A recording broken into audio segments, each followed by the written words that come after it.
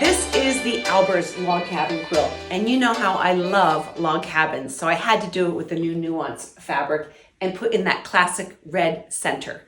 Joseph Albers, I'm a big fan of, and this book, The Interaction of Color, was written over 50 years ago.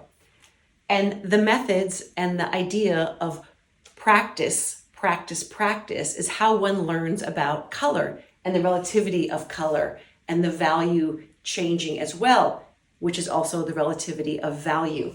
So with this Albers Log Cabin, what was so fun to focus on was here we have the pop of red in every center. But based on the color and the value that I put next to that red to start with, where we go the deep reds and then up to turquoise. And on this side, we have reds on reds. So the combination of how color looks when you have it be similar and analogous, and what happens with contrast going dark and then contrast going light. And each block, I explore those ideas, and I explore with learning by doing. That's all Albers talks about, is learning by doing. And you have the opportunity to make each block, where here I use many dull colors, which lots of us would just throw them out, not want to work with them. But looking at how important these 5 colors out of the 7 in this side of the block, they're so important for letting the bright green and the bright yellow and even the bright fuchsia shine.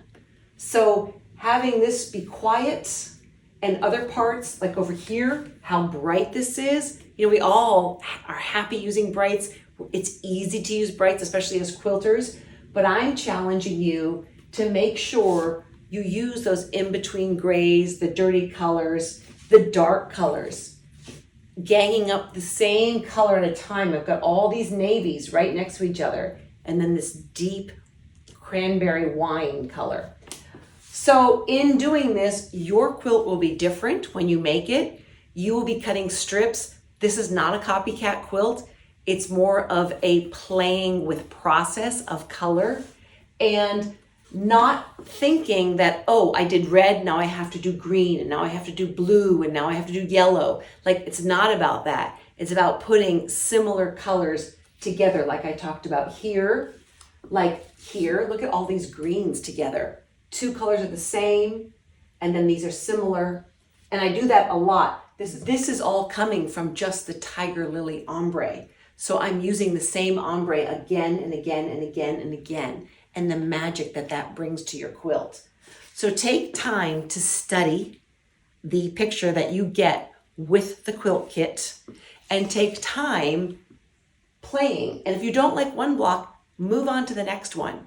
In a way, you can't go wrong. What I love about this border is I'm using the soft colors in Nuance. I'm using pearl, and I'm using shell and prism, and I'm using quartz. And all of those are very whisper lights, and how beautiful they look.